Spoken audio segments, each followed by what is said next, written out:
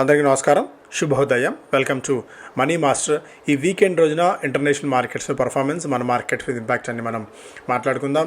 Still మళ్ళీ యుఎస్లో ఈ యుఎస్ అండ్ ఇరాన్ మధ్య ఇష్యూ కొనసాగుతోంది. దీని క్యాస్కేడింగ్ ఎఫెక్ట్ మిగిలిన మార్కెట్స్ అన్ని కూడా మోస్తున్నాయి.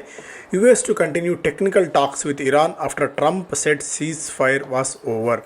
సీజ్ ఫైర్ అయిపోయిందని చెప్తున్నప్పటికీ కూడా మళ్ళీ ఇరాన్ వాళ్లే కాళ్ళబేరానికి వచ్చారు. ఈ యుద్ధం ఆపండి, తమ మీద దాడి చేయకండి అని చెప్పి వాళ్ళు తమ ముందు మోకరిల్లారు. అందువల్లే తను ఆలోచిస్తాను అని చెప్పి డొనాల్డ్ ట్రంప్ మరొకసారి ప్రకటన. అంతకుముందు మొన్న రాత్రి ఏమో ఈరోజు రాత్రి కల్లా పూర్తిగా తుదముట్టిస్తామని చెప్పి చేసిన ప్రకటన. అన్నీ ఒకదానికి కాంట్రాక్టరీ ఉన్నప్పటికీ కూడా బట్ సమ్హౌ మార్కెట్స్ అయితే కాస్త మెచ్యూరిటీ చూపించాయి. నిన్న మార్కెట్స్లో రీబౌండ్, నికే కూడా ఆల్మోస్ట్ 2.5% దాకా ఇవాళ పాజిటివ్గా ట్రేడ్ అవుతోంది. నిన్న ముగిసిన అమెరికన్ మార్కెట్స్లో నాస్డాక్ 1.3, S&P 500 0.8% మేర, డౌ జోన్స్ 0.25% పైగా లాభాలతో అయితే ముగిసాయి. ఆయిల్లో సడన్ జంప్ మనకు కనిపించినప్పటికీ మళ్ళీ సమ్హౌ కొద్దిగా సెటిల్ డౌన్ అయ్యే పరిస్థితి మనం చూస్తుంది. ఎందుకంటే ఆల్మోస్ట్ స్ట్రెయిట్ ఆఫ్ హార్మోజ్లో గ్రైండింగ్ హాల్ట్, అంటే పెద్దగా ఇక మళ్ళీ నౌకలు నడవట్లేదు అన్న ఒక న్యూస్ కూడా చూస్తున్నాము. బట్ స్టిల్ అయినప్పుడు కూడా బ్రెంట్ $76 దగ్గర అయితే ఉంది. గోల్డ్ లోయర్ లెవెల్స్ నుంచి డ్రిఫ్ట్ అయినప్పటికీ కూడా బిలో 4,100 4,050 ఆ లెవెల్స్కి మళ్ళీ ఒక $100 దాకా జంప్ అయితే గోల్డ్లో వచ్చింది. సిల్వర్ కూడా $60 దగ్గర యాజ్ ఆఫ్ నౌ ట్రేడ్ అవుతూ వస్తుంది. క్రిప్టో కరెన్సీ బిట్కాయిన్ దాదాపు $63,000-64,000 దగ్గర ఉంది. Inside NATO's extraordinary 48 hours that revealed Trump's grip on global diplomacy. So Trump ఏది చెప్తే ప్రపంచం అది చేయక తప్పదు అన్నట్టు మరొకసారి నాటోలో ఆయన చేసిన వ్యాఖ్యలు, నాటోలో ఆయన పాల్గొన్నప్పుడు ఆయన తీరు, ఇవన్నీ చాలా స్పష్టంగా అర్థమవుతూనే ఉంది వితౌట్ ఎనీ డౌట్. సో ఇవన్నీ ఇంటర్నేషనల్ మార్కెట్స్ నుంచి అప్డేట్స్. మన మార్కెట్స్ పరంగా చూసినట్టయితే స్పెసిఫిక్ రిజల్ట్స్ సీజన్లోకి మనం పూర్తి స్థాయిలో ఎంటర్ అయ్యాము. ప్రధాన కంపెనీస్ రిజల్ట్స్ అన్నీ కూడా మెల్లిగా వస్తున్నాయి. క్రో, Shriram Finance, Dixon, Anand Rathi, TCS ఇలాంటి స్టాక్స్ అన్నిలో కూడా ఇవాళ మనం యాక్టివిటీ గమనించవచ్చు. సో స్టాక్ స్పెసిఫిక్ యాక్షన్ ఎక్కువగా ఉంటుంది రాదర్ దెన్ కేవలం ఇండెక్స్ మాత్రం చూడకుండా మనం స్టాక్ స్పెసిఫిక్గా ఆలోచించాల్సిన సమయం ఇది. టీసీఎస్ నిన్న మంచి రిజల్ట్స్ని పోస్ట్ చేసింది. స్ట్రీట్ అంచనాల కంటే మెరుగ్గా కొద్ది గొప్ప మంచిగా రెవెన్యూ పాయింట్ ఆఫ్ వ్యూలో అనౌన్స్ చేయడం అయితే చూసాము. ఒక 5% దాకా కన్సాలిడేటెడ్ ప్రాఫిట్లో జంప్ కనబరిచింది. మొదటి క్వార్టర్లో 13,349 కోట్ల రూపాయల నికర లాభాలను కంపెనీ అనౌన్స్ చేసింది. గత ఏడాది ఇదే క్వార్టర్లో 12,760 crores ఉంది. అండ్ దీనికి తోడు ఒక్కొక్క షేర్కి ₹12 మధ్యంతర డివిడెండ్ని కూడా కంపెనీ అనౌన్స్ చేసింది. జూలై 15వ తారీఖు వరకు ఎవరికైతే షేర్లు డిమాట్ అకౌంట్లో ఉంటాయో వాళ్ళందరికీ కూడా డివిడెండ్ కూడా వస్తుంది. Grow said direct mutual funds తమ ప్లాట్ఫామ్లో కొనసాగుతాయని చెప్పి ఫ్రీగానే వివరణ ఇచ్చింది. శ్రీరామ్ ఫైనాన్స్ నిధులని మరింతగా బారోయింగ్ కాస్ట్ని, అక్విజిషన్ కాస్ట్ని, కాస్ట్ ఆఫ్ అక్విజిషన్ ఆఫ్ ఫండ్స్ని మరింతగా తగ్గించుకోవడానికి ప్రయత్నం చేస్తోంది. Is rising $1.3 billion through half a dozen foreign banks to reduce its borrowing cost as it takes advantage of rating upgrade. So MUFG పెట్టుబడులు పెట్టిన తర్వాత వాళ్ళు రేటింగ్ అప్గ్రేడ్ జరిగింది. ఈ రేటింగ్ అప్గ్రేడ్ అడ్వాంటేజ్ని తీసుకోవడానికి వివిధ అంతర్జాతీయ బ్యాంకుల నుంచి నిధులు సమీకరించడానికి, అప్పులు తీసుకోవడానికి శ్రీరామ్ ఫైనాన్స్ ప్రయత్నాలు చేస్తోంది. మారుతి సుజుకి 500 సర్వీస్ పాయింట్స్ని దేశవ్యాప్తంగా ఏడాది ప్రారంభించబోతున్నట్టు వెల్లడించింది.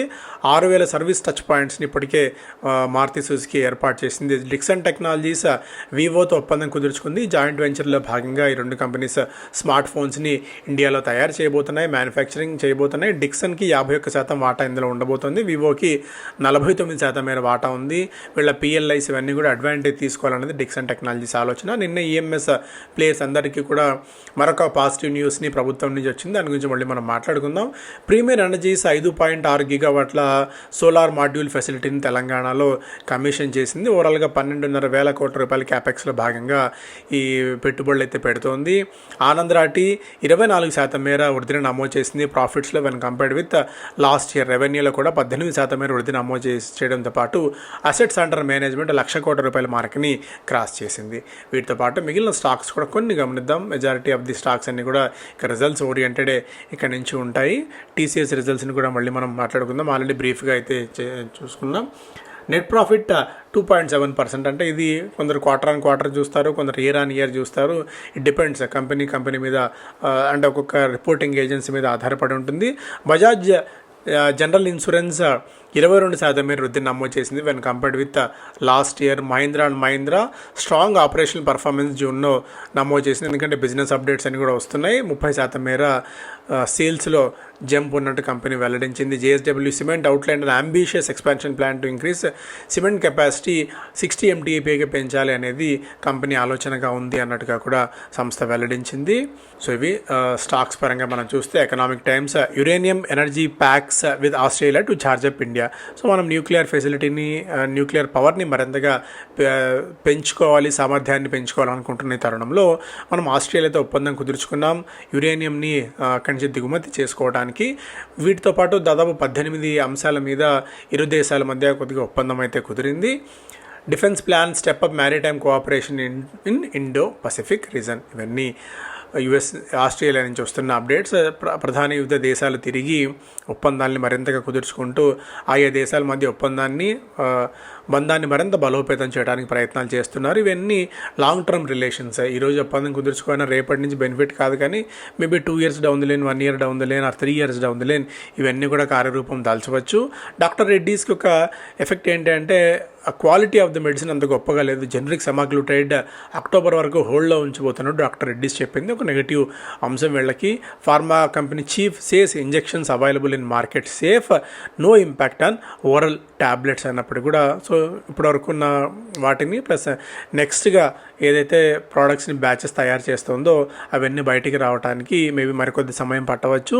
ఇవి మెజారిటీ ఆఫ్ ది ఈ సెమాగ్లూటైడ్ని తయారు చేసి జనరిక్ వర్షన్ని ఇండియాలో సరఫరా చేస్తున్న కంపెనీస్కి ఒక నెగిటివ్ అవుతుంది. ఈవెన్ డాక్టర్ రెడ్డీస్ కూడా ఆ ఎఫెక్ట్ని మోయవచ్చు. Nuclear power gear companies ready to go critical. ఇక్కడ ఇదే విభాగంలో ఉన్న అంటే Tema India, Walchandnagar industries, KSB limited, electronic companies critical కాంపోనెంట్స్ని ప్రెసిషన్ ఇవి ప్రోడక్ట్స్ని సిస్టమ్స్ని తయారు చేసే కంపెనీస్. ఇవి స్పెషలైజ్డ్ ఎక్విప్మెంట్స్ ఉన్నవి ఈ విభాగంలో.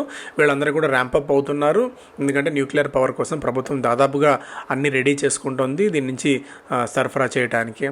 India's growth riding on copper, government should help boost కెపాసిటీని మరింతగా పెంచాలని చెప్పి ఈ కాపర్ రిలేటెడ్ కంపెనీస్ అన్నీ కూడా ప్రభుత్వాన్ని కోరుకుంటున్నాయి. International copper association of India. ఎందుకంటే కాపర్ వినియోగం బాగా పెరిగింది, ఇంకా పెరుగుతూనే ఉంటుంది.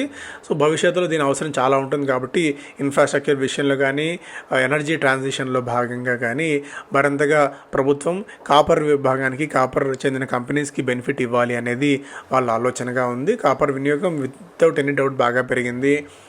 టీసీఎస్ Q1 5% పెరిగింది. ఆల్రెడీ మనం మాట్లాడుకున్నాం. రెవెన్యూలో 14% మేర జంప్. BFSI సెగ్మెంట్ నుంచి వాళ్ళకి బిజినెస్ బాగా పెరగటం అనేది బాగా కలిసి వచ్చిన అంశం. Mamaearth parent guides for 30 to 39% Q1 revenue growth. Apollo Micro Systems Premier ఎక్స్ప్లోజివ్స్ని కొనుగోలు చేయడానికి సిద్ధపడింది. 41.33% మేర ప్రమోటర్ల దగ్గర నుంచి వాటా కొనుగోలు చేయాలని అపోలో మైక్రో సిస్టమ్స్ అనుకుంటోంది. దీనికోసం 1550 కోట్ల రూపాయల వరకు డబ్బులు పెట్టాలని చెప్పి అనుకుంటుంది. ఒకవేళ కనుక ఇదే ఫైనల్ అయిపోతే ఓపెన్ ఆఫర్ కూడా ట్రిగర్ అవుతుంది 26%కి. ఒక మేజర్ అప్డేట్ అపోలో మైక్రో సిస్టమ్స్కి అండ్ ప్రీమియర్ ఎక్స్ప్లోజివ్స్కి. సో రెండు కంపెనీస్ లైమ్ లైట్లో ఉంటాయి, యాక్షన్లో ఉండబోతున్నాయి. డిఫెన్స్ ప్రొడక్షన్ అండ్ డిఫెన్స్ అవసరాలు మరింతగా పెరుగుతున్న తరుణంలో ఈ కంపెనీస్ మధ్య కన్సాలిడేషన్ అనేది ఒక అడిషనల్ అడ్వాంటేజ్గా ఉండబోతుంది. డెలాయిట్ ఈ కంపెనీకి ఒక ఎక్స్క్లూజివ్ ట్రాన్సాక్షన్ అడ్వైజర్గా, ట్రాన్సాక్షన్ పార్ట్నర్గా అయితే ఉంది ఈ ఒక మేజర్ డీల్కి. అలాగే జ్యువెలరీ కంపెనీస్ కొద్ది కాలం నుంచి ఒకరోజు కళ్యాణ్, ఒకరోజు టైటాన్ అట్లాంటిగా పెరగడం మనం చూస్తున్నాము. లాస్ట్ నెల రోజుల్లోనే 20% మేర కళ్యాణ్ల జంప్. నిన్న కూడా దాదాపు 19% మేర స్టాక్లో జంప్ అయితే మనకు కనిపించింది. కొద్దిగా టైటాన్ కానీ, వైభవ్ గ్లోబల్ కానీ ఇలాంటి స్టాక్స్లో మనం కొద్దిగా యాక్టివిటీ గమనిస్తున్నాము. కొద్దిగా ఇక్కడ ఆర్గనైజర్ ప్లేయర్స్ మీద అంతా ఫోకస్ ఉన్నప్పటికీ కూడా ఇంత పెరిగిన తర్వాత కొద్దిగా మనం జాగ్రత్తగా ఉండాలి ఫ్రెష్ ఎంట్రీ తీసుకోవడం విషయంలో. ఈ ఎలక్ట్రానిక్ మ్యానుఫ్యాక్చరింగ్ సర్వీసెస్ ప్లేయర్స్ కొద్దిగా, ఎందుకంటే కస్టమ్స్ డ్యూటీని ప్రభుత్వం వేవ్ చేసింది. Customs duty on charger parts and battery machinery మీద కేంద్ర ప్రభుత్వం ఈ వేవ్ చేసిన తరుణంలో, పూర్తిగా మినహాయించిన తరుణంలో ఈ కంపెనీస్ అడిషనల్గా అయితే బెనిఫిట్ పొందబోతున్నాయి. Cell, flexible printed circuit assembly, back light unit ఇవన్నిటి మీద కూడా వేవ్ ఆఫ్ చేసిన తరుణంలో కేన్స్ టెక్నాలజీస్ నిన్న 7.5% మేర, Avalon technologies, Syrma SGS, Cyient, DLM, అలాగే డిక్సన్ టెక్నాలజీస్ లాంటి స్టాక్స్లో మనం కొద్దిగా పాజిటివ్ అప్డేట్ అయితే గమనించాము. సో ఇవన్నీ మరి కొద్ది కాలం పాటు వీళ్ళు అడిషనల్ తీసుకునే అవకాశం కూడా ఉంది, బెనిఫిట్ తీసుకునే అవకాశం కూడా ఉంది. రాబోయే 4 ఏళ్లలో 20,000 కోట్ల రూపాయల రెవెన్యూ లక్ష్యంగా మ్యారికో అయితే నిర్ణయించుకుంది. ప్రీమియమైజేషన్, క్యాటరీ ఎక్స్పాన్షన్ని మరింతగా చేయాలి అనేది మ్యారికో లక్ష్యంగా ఉంది. మెంటార్షిప్ ప్రోగ్రామ్ మనకు సోమవారం నుంచి ప్రారంభం కాబోతోంది. ఇప్పటికే రిజిస్ట్రేషన్స్ వేగంగా జరుగుతున్నాయి. ఇక కొన్ని సీట్స్ మాత్రమే మిగిలి ఉన్నాయి. ఆసక్తి ఉన్న వాళ్ళు ఈ నెంబర్కి ఫోన్ చేశారా, మీరు వాట్సాప్ చేశారా, వివరాలు తెలుసుకోవచ్చు. Business standard SEBI ice fresh way of reforms for SMEs. TCS already మనం మాట్లాడుకున్నాం. ఆజాద్ ఇంజనీరింగ్ మనం చాలా కాలం నుంచి మాట్లాడుకుంటున్న స్టాక్ ఇది. ఆల్ టైమ్ హిట్ చేసింది. ఏడాది దాదాపు 70% స్టాక్ జంప్ చేసింది. 2,500 రూపీస్ దాకా స్టాక్ వెళ్ళడం అయితే చూసాం. స్టిల్ ఇంకా మంచి పొటెన్షియల్ ఆజాద్ ఇంజనీరింగ్ కనిపిస్తుంది. But risk reward point of వ్యూలో ఇక్కడి నుంచి తీసుకోవడంలో రిస్క్ కొద్దిగా ఎక్కువ, రివార్డ్ కొద్దిగా తక్కువ ఉండే ఛాన్సెస్ ఉన్నాయి. ఎందుకంటే లోయర్ లెవెల్ నుంచి చాలా స్ట్రాంగ్గా స్టాక్ పెరిగింది కాబట్టి ఒక మంచి కరెక్షన్స్ ఏదైనా వస్తే ఖచ్చితంగా ల్యాప్అప్ చేసుకోవచ్చు ఆజాద్ని.